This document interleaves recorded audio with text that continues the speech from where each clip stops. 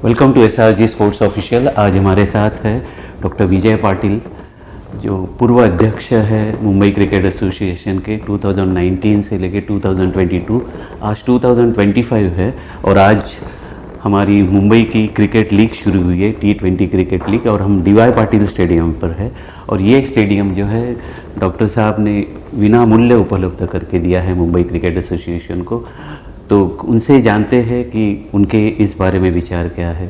Doctor साहब, आप हमें ये बताइए कि बहुत अरसों के बाद जो है, काफ़ी सालों के बाद T20 मुंबई लीग शुरू हो रही है, और ये अपने लोकल क्रिकेटर्स के लिए तो बहुत ही अच्छी चीज़ है, लेकिन आपका ये जश्र जो है वो बहुत काबिल तारीफ़ है। तो आप ज़रा सा। नहीं, मुझे बहुत खुशी की बात है कि ये टूर्नामेंट जो 2016-17 साल में जब इनॉग्रेट हुई थी, तो उसका वापस रिवाइवल यहाँ पे हुआ है। क्योंकि और मैं बधाई देना चाहता हूँ प्रेसिडेंट और जो एपेक्स काउंसिल है मुंबई क्रिकेट एसोसिएशन के, कि उन्होंने ये इनिशिएटिव लिया और ये टूर्नामेंट वापस रिवाइव हो गई। मुझे याद है जब मैं अध्यक्ष था तब हमारे एपेक्स काउंसिल ने भी बहुत कोशिश की थी कि ये टूर्नामेंट दोबारा शुरू हो जाए, और इस बात का आनंद है मुझे कि अभी ये टूर्नामेंट शुरू हुई है।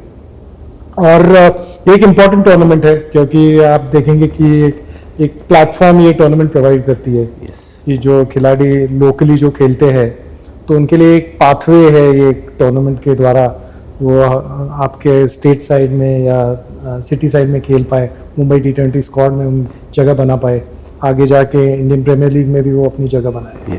तो इसलिए मुझे लगता है इस टूर्नामेंट का बहुत बड़ा महत्व है, क्योंकि सारे लोकल खिलाड़ी ये टूर्नामेंट में खेलते हैं। बहुत दिनों से एक एंटिसिपेशन था ये टूर्नामेंट के लिए, और बहुत खुशी की बात है कि अब ये टूर्नामेंट वापस दोबारा शुरू हो रही है। आप कैसे देखते हैं कि बच्चों का जो उत्साह है, ये जो पता है कि हमें शिवम दुबे भी मिला इस टूर्नामेंट से, सूर्या यादव जो है वो भी काफ़ी इस्टेब्लिश हुए इस टूर्नामेंट की वजह से, और आज वो इंटरनेशनल खिलाड़ी है। तो मुझे अच्छा लगता है कि जब आप जो वर्ल्ड क्लास प्लेयर्स है, जैसे आपने जिनका नाम का आपने जिक्र किया कि सूर्य कुमार यादव है, श्रेयस अय्यर है, शिवम दुबे है, तो मुझे लगता है बच्चों के लिए एक बहुत बड़ा अपॉर्चुनिटी है कि जो वो देख पाएंगे कि जो वर्ल्ड क्लास खिलाड़ी एक टीम में उनके साथ खेलेंगे, तो जो बैटिंग का जो स्तर होता है, बॉलिंग का जो स्तर होता है, तो उसके लिए जो लोकल बच्चे हैं तो उनको एक थोड़ा सा आइडिया आ जाएगा कि क्या वर्ल्ड क्लास प्लेयर्स वो क्या टेबल पे लाते हैं, उनके जो स्किल्स होते हैं, बैटिंग स्किल्स होते हैं, बॉलिंग स्किल्स होते हैं, और जब वो एक ही टीम में खेलते हैं तो मैं तो इन सारे खिलाड़ियों को I have deep appreciation for them कि इतना हेक्टिक उनका कैलेंडर होता है, अलग अलग टूर्नामेंट्स उनको खेलना पड़ता है, वो अपने देश को रिप्रेजेंट करते हैं अलग अलग टूर्नामेंट्स में, कैटेगरीज में, बट फिर भी उन्होंने इस टूर्नामेंट को महत्व दिया है। और एक बोलते हैं ना, ग्रैटिट्यूड इज अ ग्रेट पुण्य। तो this is their gesture in showing the gratitude towards what the association और जो संगठना उनके पीछे जो काम करती है। तो मुझे लगता है कि ये बहुत अच्छी चीज़ है कि ये सारे बड़े बड़े खिलाड़ी इन लोकल प्लेयर्स को लेके साथ में वो ये टूर्नामेंट के खेल पाएंगे, और इससे बाकी को जो टैलेंटेड प्लेयर्स है जो ये टूर्नामेंट में खेलेंगे या इमर्ज होंगे, तो उनके लिए बहुत अच्छा एक्सपोजर है। DY पाटिल 2 टीम्स खेलती है सीनियर डिवीज़न में अपनी मुंबई के, और काफ़ी प्लेयर्स जो है आपकी टीम के लिए सर खेलते हैं। उसमें से एक अभिज्ञान कुंडू, वो लड़का जो है अंडर 19, जो आज इंडिया का वाइस कैप्टन है अंडर 19 टीम का, वो भी आपकी टीम के लिए खेलता है। तो मतलब ये फैक्टरी जो है प्लेयर्स की, वो आप इतने सालों से जो है आपके मतलब इस इंस्टीट्यूशन से क्रिकेटर करके बहुत अच्छे निकल रहे हैं। अभिज्ञान कुंडू जिनकी आपने बात की, तो is extremely talented player, you know, whatever reviews that I have heard about him from our coaches, from everyone, he is got great potential. बहुत उनका पोटेंशियल आगे जाने का बहुत है। मैं किसी प्लेयर को इमर्ज करने में मैं उसकी क्रेडिट नहीं लेना चाहता, क्योंकि that will be incorrect on my part, और but I can only say कि वो हमारे टीम के लिए खेलते हैं, और जो भी रिव्यूज मैंने लिए हैं अलग अलग कोचेस से या जो प्लेयर्स है, तो उनको बहुत भरोसा है कि वो आगे जाके बहुत ही ऊंचे स्तर पे खेलेंगे। अभी भी वो इंडिया में के लिए जूनियर स्क्वाड के लिए सिलेक्ट हो गए, और हमें पूरा भरोसा है कि जिस रोड पे वो जा रहे हैं कि विद डेडिकेशन और एफर्ट वो हाईएस्ट लेवल तक खेल पाएंगे। नहीं, बिल्कुल ठीक सर, लेकिन सिर्फ अभिज्ञान कुड्डू की बात नहीं है, लेकिन आपने काफ़ी प्लेयर्स जो है इस स्टेडियम से निकले हैं, इतना अच्छा इंफ्रास्ट्रक्चर है, इतनी अच्छी फैसिलिटीज़ आप प्लेयर्स को देते हैं, तो ये सचमुच काबिल तारीफ़ है। Thank you. और ये आप इतने सालों से कंटिन्यू कर रहे हो, तो आप क्या सोचते हो कि ये जो चीज़ें हैं वो मुंबई क्रिकेट के लिए कितनी फ़ायदेमंद और आगे जाके होगी? नहीं, डेफिनेटली, क्योंकि अगर आप देखेंगे कि जो फॉर्मेटिव ईयर्स होते हैं प्लेयर्स के, तो उनके लिए इम्पोर्टेंट होता है कि एक तो टैलेंट आइडेंटिफाई होना चाहिए और फिर उनको एक प्लेटफॉर्म देना चाहिए कि जहाँ पे वो अपने स्किल्स एग्जिबिट करें। और मुझे ऐसा लगता है कि अगर आप पूरे देश का अगर विचार करेंगे तो मुंबई क्रिकेट एसोसिएशन और मुंबई की जो व्यवस्था है, तो मैं कहूँगा कि अच्छी तरह से हम टैलेंट हम आइडेंटिफाई कर पाते हैं, क्योंकि काफ़ी वेल ऑर्गेनाइज्ड है। हर लेवल का क्रिकेट हमारे शहर में खेला जाता है। मीन्स अगर आप देखेंगे और उसकी तुलना अगर आप अलग अलग शहरों से या एसोसिएशन से आप करेंगे, तो यहाँ पे आप देखेंगे कि काफ़ी ऑर्गेनाइज्ड सिस्टम है, और जो जिसकी एक परंपरा है और एक इतिहास है उसका, कि आप स्कूल क्रिकेट देखें, क्लब क्रिकेट देखें, कॉर्पोरेट क्रिकेट है, अलग अलग जूनियर क्रिकेट है, सीनियर क्रिकेट है।